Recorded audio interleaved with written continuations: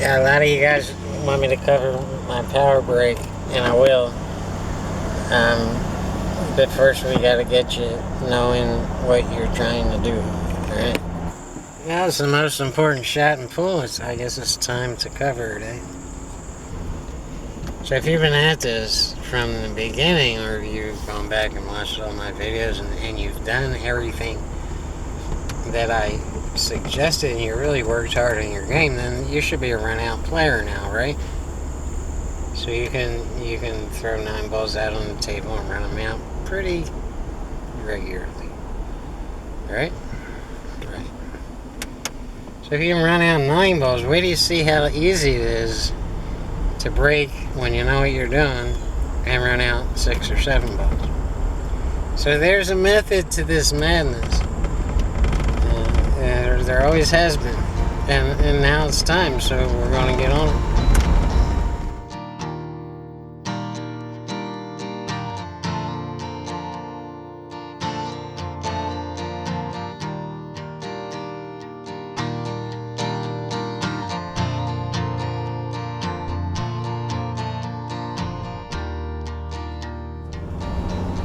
Each unique pool table has a unique breaking spot on the table, and they all play a little bit different.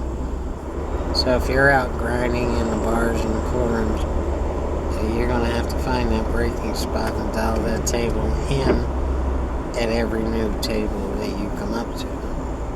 And if you're at a place that's known to have really, really good players, those players are going to have a favorite table in the room, and once you find out what that table is, and just ask one of the locals or the bartender or whatever, and you'll see on that table where those guys are breaking from. So it won't be hard to see. The problem with that is these spots change with things like the humidity and the temperature and stuff. And so it'll give you a good idea and a good place to start, but it's not necessarily going to be right for you on this day. Just because you know where Skylar breaks from on his favorite table in this room doesn't mean that that's going to be the right spot. And the right spot would be, where you're getting the most action on the break, how the balls are breaking, and particularly making that wing ball. And I'll show you what all that means in this video.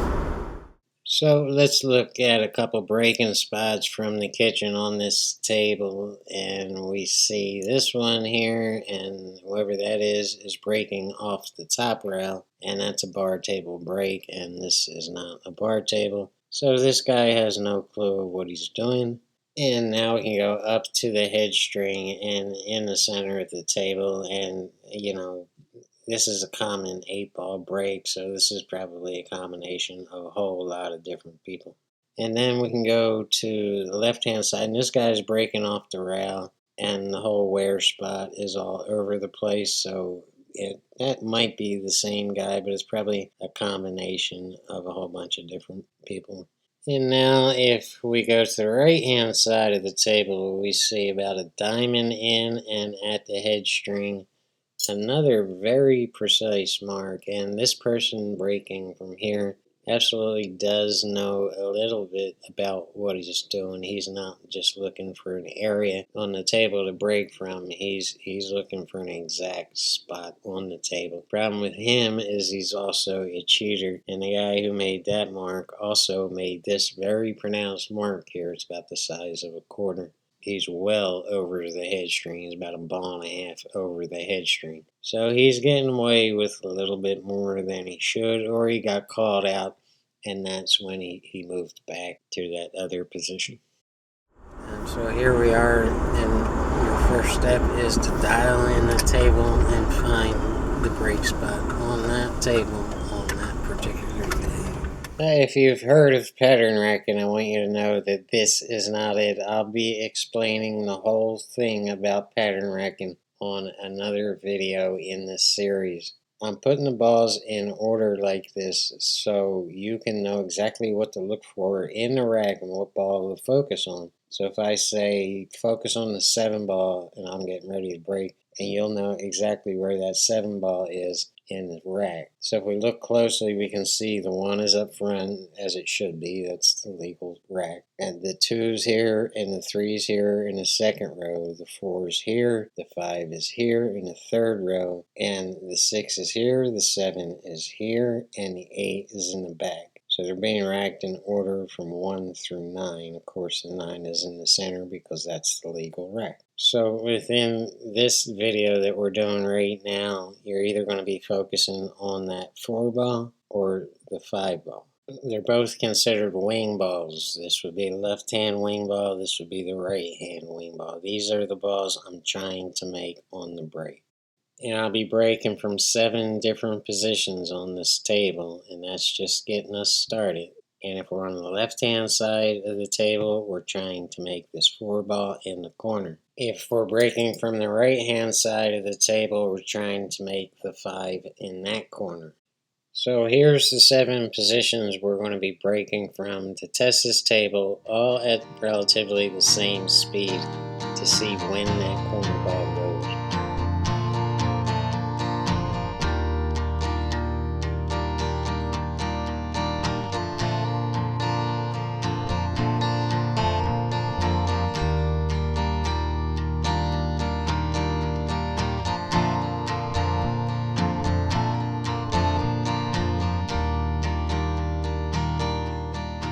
Here's a note regarding this center table break and both wing balls going. This almost never happens. This would be what you want. It would be great, but it just never happens. There's too much happening on the table, and balls are bouncing into each other. So because both wing balls are coming off the rack at the same exact time, chances are very good that you're not going to make either ball, so that's why no one does it.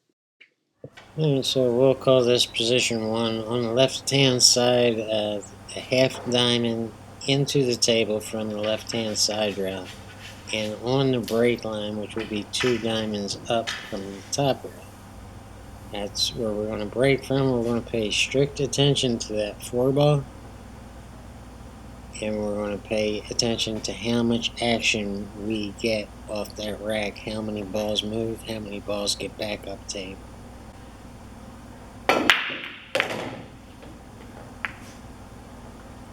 This is not very good action. We made the 4 ball, you can see on the replay right there, but we just did not get enough action on this rack. So now we're going to move over 1 diamond into the table from the left-hand side rail. And again, pay attention to how much action on that one was pretty good. So the closer we're getting to the center table from the left side, the better the action is getting. And we can see we got a little bit lucky there. We got a bounce off another ball, but 2 balls went on the break and another ball past the headstring. So that would constitute a legal break. And now we're a diamond and a half in this, and we get a lot of action again. I like how those balls spread right there.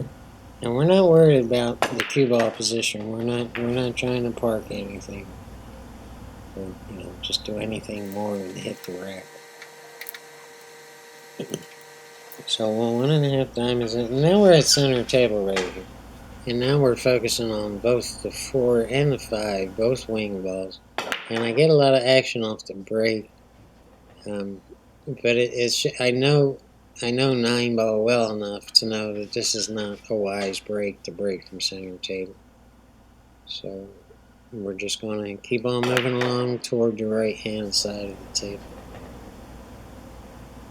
So now we're going to put most of our attention on the 5 ball because we're on the right-hand side of the table. And we're about a diamond and a half from the right-hand side of that rail.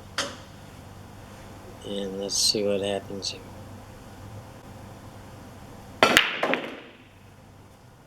It's pretty good. Again, keep your eye on that 5 ball.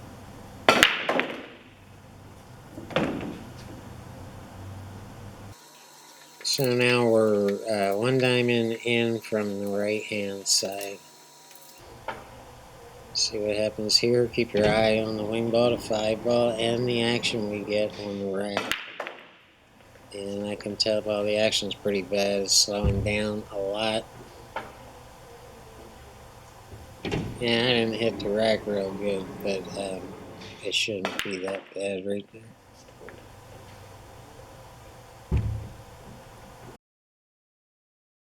Now we're going into, what is it, half diamond out or into the table from the right hand side rail. Made the 5. Got terrible action on that break. And I don't think it was legal. It wasn't legal. So the 5 goes, but if the balls are getting cluttered up, it's not good enough. And sometimes a break can be too good, or all the balls go back up table and get recluttered. You want the balls spread out evenly on the table. So I've decided I liked a diamond and a half in from the left hand side, half diamond from the center, and we're going to stick with this break until we nail it. And you can see I'm hitting them harder now. So shooting a power break there, kind of backfired on me because we did not make that wing ball, which was the 4-ball. The other ball, the 5-ball, came closer to making in the pocket, which is really unusual. So we're going to stick with this. I kind of like this. We got a spread that was actually too good. They all recluttered back up table. That's a lot. That's a lot of action on that break right there. And this is what we came out with. So I just wanted you to take a look at that. All the balls are back up table, and this can work against you because it gives them another chance to reclutter. So I might have hit that a little bit too hard.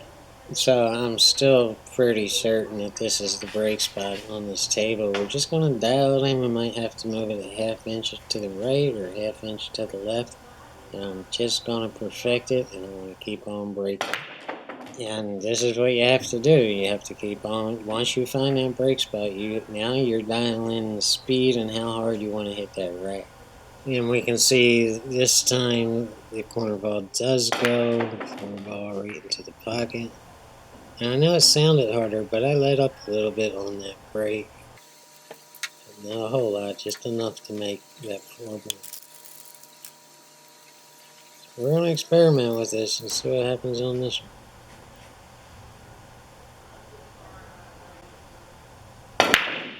Yeah, we used up a lot on that. Still got a lot of action, but we didn't make that wing ball, and that's there's nothing more important to that because now if you don't make a ball, your opponent's coming to the table and you just lost control.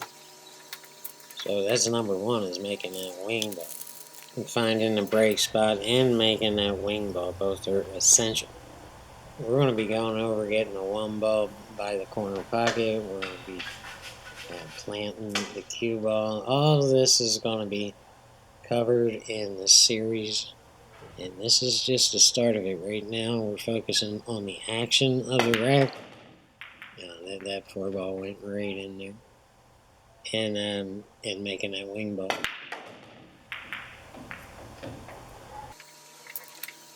Yep, over and over and over again from and around that break spot.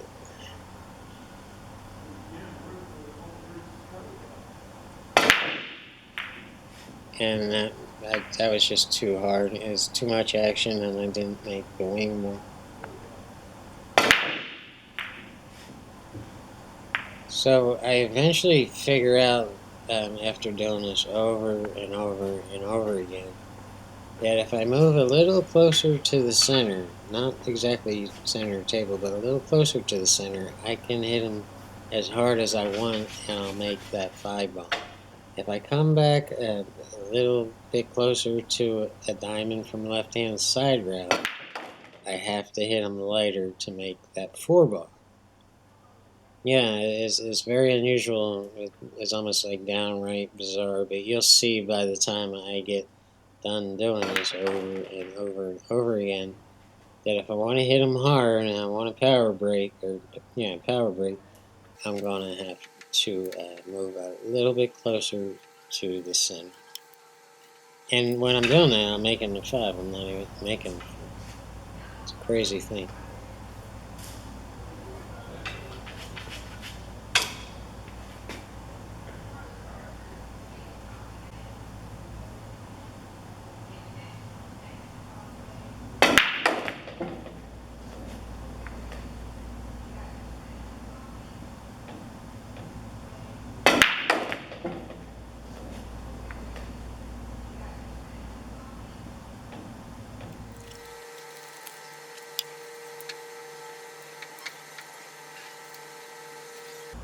Right here, for some reason, I went to a diamond, the second position of diamond from the left-hand side. And unless I hit this soft, I'm not going to make that wing bone.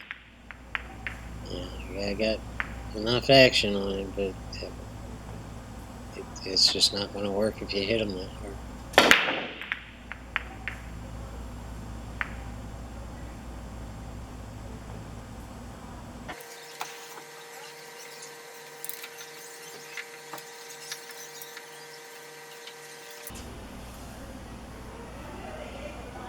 I decided to move all the way back over, and I'm actually almost center table here. About a ball left of center, and I'll show you why I'm doing this. I'm hitting them softly too. That was a real soft break, and they spread nice. And oddly enough, the 5 ball went directly straight into the heart of the pocket on the right hand side. So this has me intrigued. So if I move a little bit to the left from that position and hit them harder, that 5 ball should go again. Let's see what I do here. Yeah, I'm where I need to be, but I need to hit this hard. And I think I'm getting ready to. We'll see what happens. No, that's not going to be hard enough. But I'm figuring it out here. Give me some time.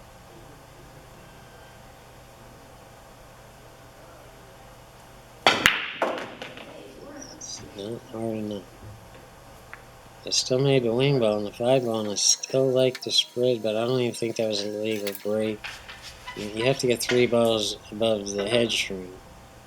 Now, if you make a ball, then you only have to get 2 balls above the head string. If you make 2 balls, you only have to get 1 ball above the head string. So the 5 goes right in, but the action wasn't real good there. So I need to move a little back over to the left and hit them harder.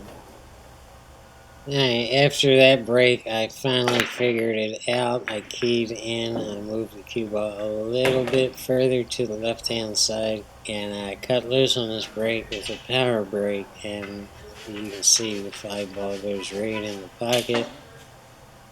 Actually, both the 5 and the 4 went right into their respective pockets, and what you have left is a 7 ball run out. So now that this table is dialed in, I want to show you what you can easily do when this happens. So let's take it from the start here.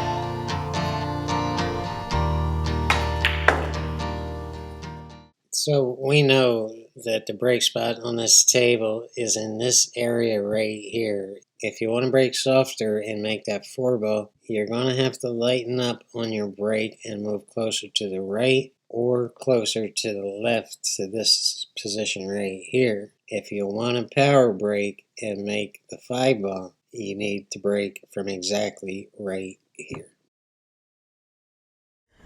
So now that you know, keep some kind of notepad or use an app on your phone to keep notes of where the brake spot is on that table, particularly if you run a lot, because it's easy to forget or just get them all mixed up and don't just find it, play on it, and then walk away before you change tables or leave.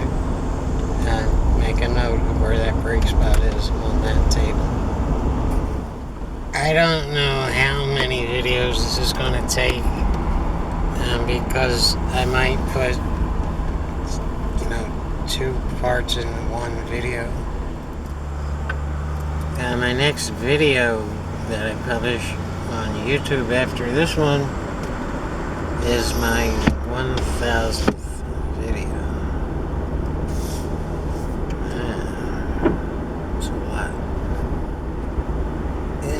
There's there's no plaque that you get from YouTube saying congratulations, you have published 1,000 videos. In fact, there's no plaque you get from YouTube until you've reached 100,000 legitimate subscribers. Then I send you a plaque. Congratulate you. But I think Susan should send me, Susan Wojciechowski or whatever her name is, should send me a plaque for 1,000 videos. Yeah, I really do. Because, it takes a lot of stick-to-itiveness, a lot of stubbornness to keep going. Through 1,000 videos. That's a lot of videos, folks. And, I only have a couple thousand subscribers. So, while I don't have a lot of subs, I am friends on some kind of level with most of them. So, we're kind of like I don't want to say that. Alright, I'm going in the pool and I'm going to start working on a whole series of videos on the brake. Okay, the brake. And I have to make a whole series because, man, there's so many aspects to the brake. Oh my gosh, it goes on and on and on. So I'm just gonna cover one main issue at a time. I'm looking for my camera. Yep, I didn't get a whole lot of sleep last night. But anyway, that's what we're doing. And here's the first of that brake series.